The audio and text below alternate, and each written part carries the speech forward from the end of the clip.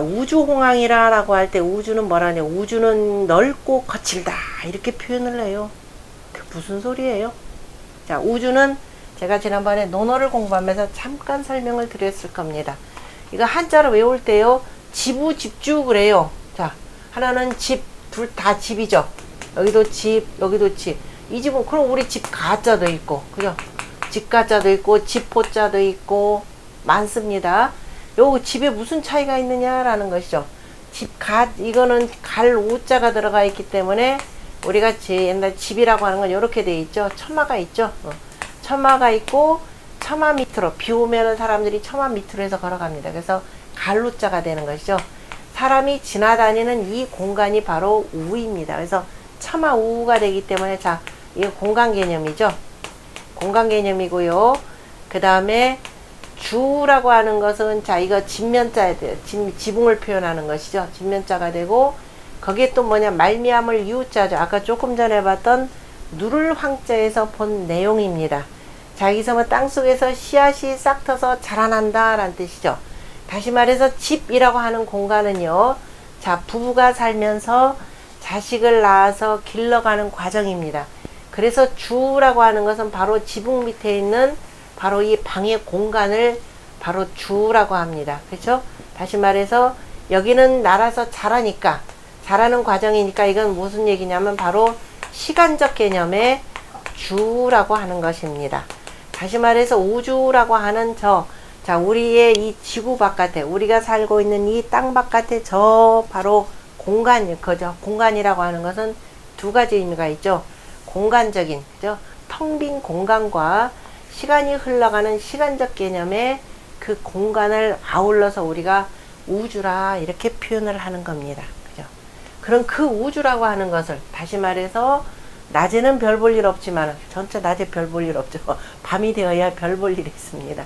어두운 밤이 되면은 자, 별들이 무수하게 많아요. 그런데 서울에서는 참 별 보기가 힘들죠.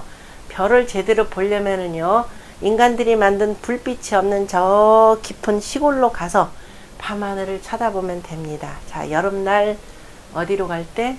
여름날 자, 휴가 갈 때 저 깊은 산골짜기로 한번 들어가 보세요. 그리고 밤하늘을 한번 보세요. 별이 쏟아질 것 같습니다. 별이 정말 어떻게 많으냐? 티끌처럼 많아요. 먼지처럼 어마어마하게 많은 별들을 볼 수가 있습니다. 그죠? 근데 그게 반짝반짝하죠. 우리 천상열차 분야지도라고 보면은요, 그 별들이 무수히 많은데 또 어떻게 돼요? 이렇게 해서 막 허연 곳이 있죠. 다시 말해서요, 그 별을 어떻게 표현하던가요?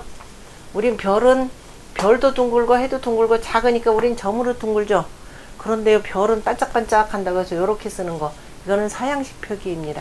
이렇게, 자, 어렸을 때부터 애들한테 별에 대해서 이렇게 그려주기 시작하면요, 걔 창의성은 여기서 딱 끝납니다. 아이가 그냥 직접 하늘을 보고 별을 그리도록 만들어 보세요. 그러면 다 누구냐, 반고흐의 별들이 밤하늘에, 그죠? 별들이 다 나올 겁니다. 별은 이러지 않아요. 그죠? 반짝반짝 하는 모양을 오각형 별로 나타냈을 뿐입니다. 별은 반짝반짝 하죠? 여러분들이 별을, 우리가 가보지 않은 저 먼 공간들, 가보지 않고 만져보지 않고 눈으로만 뭐 처음 봤다 그러면 그걸 뭘로 표현하겠어요? 자기가 그동안 경험한 여러 가지 것들에다가 빗대서 표현하게 되어 있습니다. 자, 돈을 주가는 사람들은 저 별을 반짝이는 다이아몬드에다 표현했을 것이고, 그 다음에 우리는 뭐에다 표현하겠어요? 자, 반짝반짝거리는 물결에 표현을 했죠. 그래서 자, 물결에다 표현하면서 그래서 하수라고도 표현합니다. 한데 그 반짝반짝하는 물결이 뭐냐? 우리는 다이아몬드가 아니라 은이죠. 그래서 은하수라고 이렇게 표현을 합니다. 그 은하수가 진 물결과 같더라. 그래서요, 우주는 큰 물 졌다 라고 하는 겁니다. 큰 물 홍자죠. 큰 물, 홍수라고 하는 겁니다. 모든 물들이요 다 모였죠. 함께 공짜예요. 다 모였어요. 물들은 다 물길 따라서 가야 되는데 어디에요? 자, 저 개천을 넘고 강을 넘어가지고 온 벌판을 다 휩쓸고 있는 겁니다. 그게 그래서 홍수라 이렇게 표현한 거예요. 큰 물 지고, 그래서 넓고 거칠다가 아니라요, 큰 물 진 것처럼 보이면서, 그 다음에 어떻게 돼요? 자, 큰 물 지면은 홍수가 나면 어떻게 되든가요? 싹 쓸어가죠. 자, 우리가 재난 두 가지를 얘기합니다. 자, 홍수가 있고 그 다음에 불 나는 게 있죠. 자, 그 불하고 그 다음에 물하고 재난 가운데 어느 것이 더 두려울까요? 불을 겪어본 분들은 불이 두렵다 그럴 것이고, 물을 겪어본 사람들은 물이 두렵다라고 할 것입니다. 그런데 가만히 보세요. 자, 우리가 재앙이라고 할 때 재앙은 뭐예요? 이렇게 되죠. 먼저 밑에서 불이 났습니다. 불이 나고 그 다음에 어떻게 돼요? 누가 쓸어가요? 이거 내천자죠? 불이 넘쳐서 싹 쓸어갑니다. 그럼 우리한테 남는 게 아무것도 없어요. 그래서 이 물만큼 저 가장 두려운 게 어쩌냐? 불이 나면은요, 타고 나면 재라도 있죠. 그 속에서 타지 않은 금덩어리, 몰래 감춰두고 그저 숨겨뒀던 금덩어리는 구할 수가 있을 겁니다. 금반지라도 하나 찾을 수가 있어요. 그런데 물이 싹 쓸어가면은 아무것도 안 남아요. 그것을 뭘로 표현했느냐?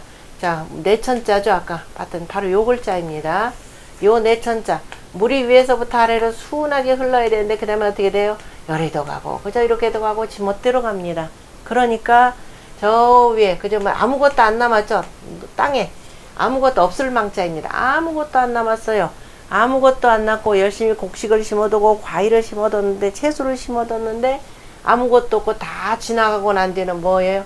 잡초만 무성하게 우거진.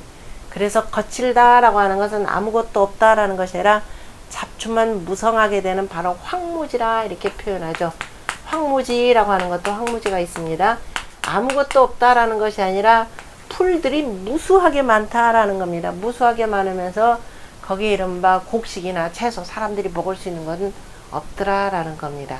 다시 말해서 이 땅에서 저 우주 공간을 보는 사람들은요, 그 공간이 마치 큰 물지고 바로 뭐예요? 거의 황무지와 같다. 다시 말해서 그때 황무지라고 할 때는 뭐가 돌아다니는 거예요? 돌멩이들이죠. 우리가 아까 별을 은이라고도 표현하고 마치 반짝반짝거리는 자 물결, 물과 같게도 표현했지만은요, 실은 저 별들은 우리가 볼 때는 그냥 돌덩이에 불과합니다. 그죠?